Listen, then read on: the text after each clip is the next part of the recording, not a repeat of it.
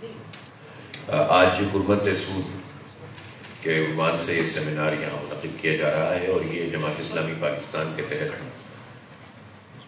مختلف شہروں میں اس نوعیت کے سیمینار منعقد کیے جا رہے ہیں، اس لیے کہ 75 سال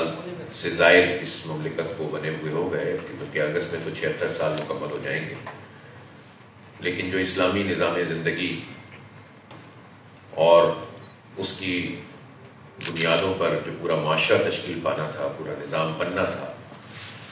اور اس کے نتیجے میں دنیا و آخرت کی فلاح ہمیں سمیٹنی تھی،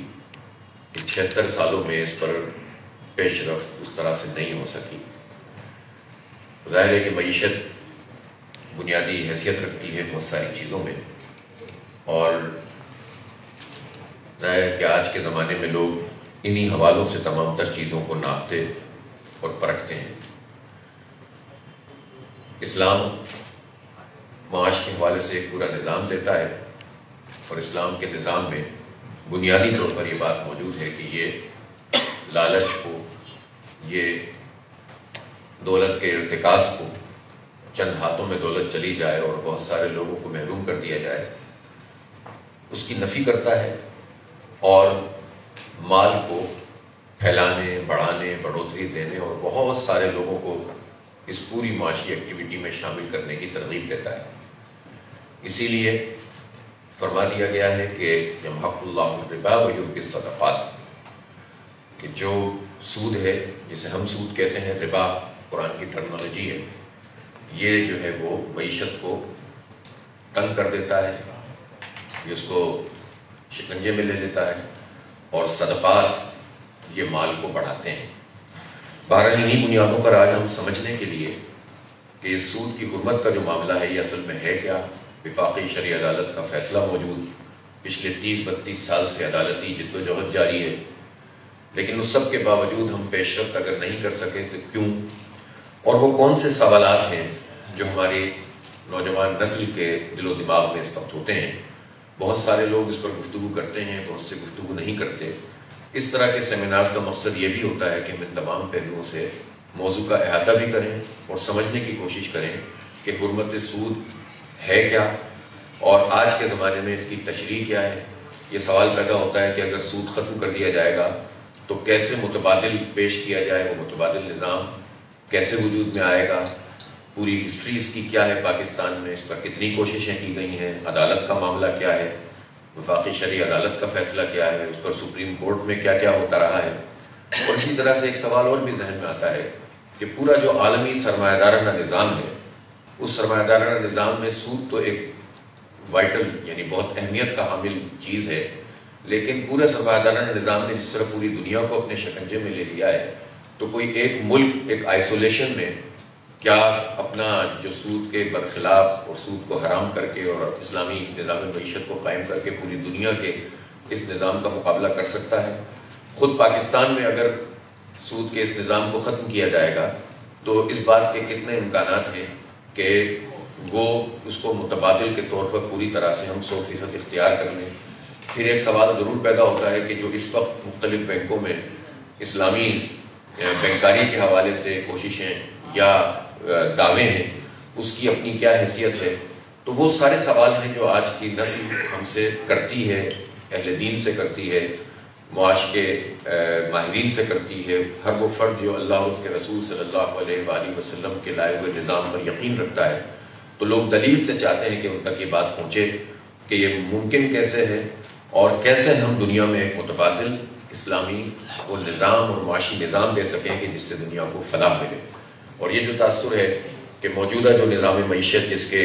ظاہر مغرب جس کا امام ہے، اس نے بہت فلاح انسانیت کو پہنچائی ہے، تو کیا یہ حقیقت ہے کہ انسانیت کی فلاح اس نظام میں ہوئی ہے،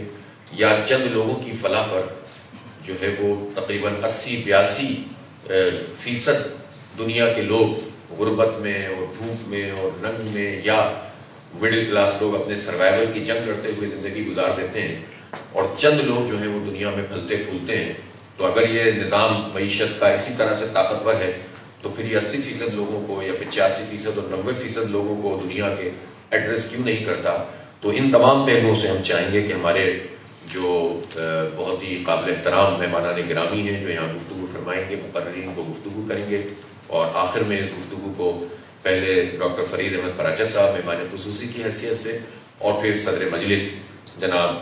مفتی منیب الرحمان صاحب اس پوری گفتگو کو سمیٹیں گے۔ تو میں آپ سب لوگوں کا بہت زیادہ شکر گزار ہوں کہ آپ تشریف لائے اور اس اہم ترین موضوع پر اظہار خیال کے لیے بھی تمام مقررین یہاں پر موجود ہیں اور سامعین بھی موجود ہیں۔ بہت بہت شکریہ، جزاک اللہ۔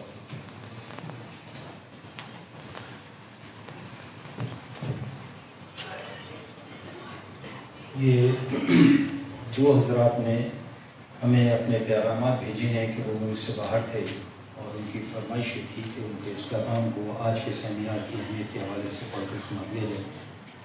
ایک بشیر جمعہ صاحب کا پیغام ہے کہ پاکستان کے ٹیکس کے قوانین اور اسٹیٹ بینک کے ریگولیشنز غیر سودی معیشت کے نظام کے نفاذ کے لیے ہم آہنگ کرنے ہوں گے، اور یہ ریاستی کام ہے۔ اگر ریاست نے یہ کام نہیں کیا تو گرے معیشت میں ہی گزارا کرنا ہوگا۔ دوسرا پیغام ہے اسلامک بینکنگ فیصل بینک کے سابقہ ہیڈ ہیں انوار احمد مینائی صاحب۔ 15 جولائی کو حرمت سود سیمینار کے انعقاد کی اطلاع دی گئی۔ میں اسے اپنی کم نصیبی سمجھتا ہوں کہ بعض پیشگی مصروفیات کے سبب اس میں شرکت سے محروم رہوں گا۔ اس سیمینار کا انعقاد اس وقت کی اہم ضرورت ہے اور منتظمین مبارکباد کے مستحق ہیں۔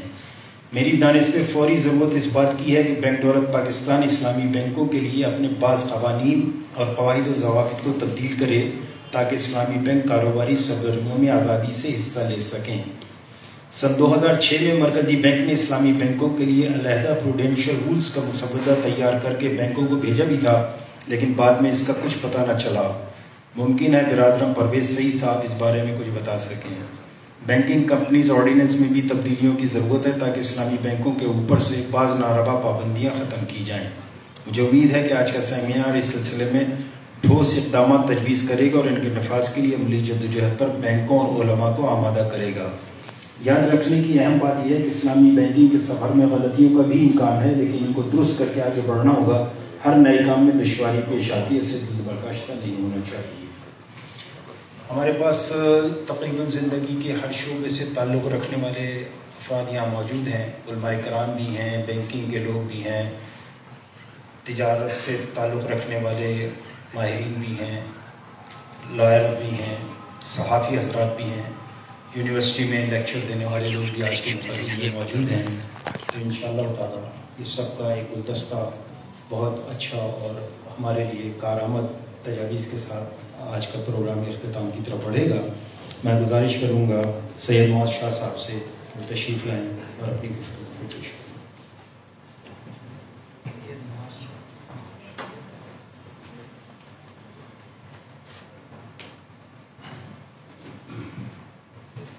اعوذ باللہ من الشیطان الرجیم، بسم اللہ الرحمن الرحیم۔ میں نے جو ہے اس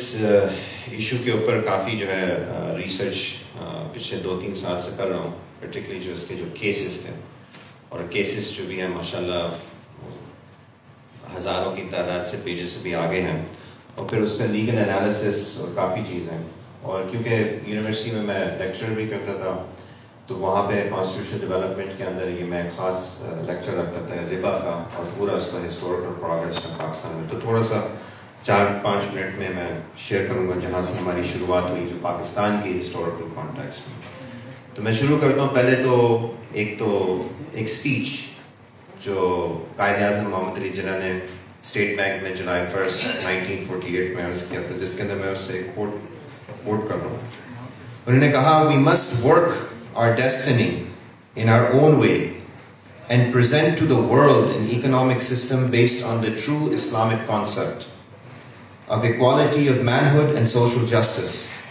We will thereby be fulfilling our mission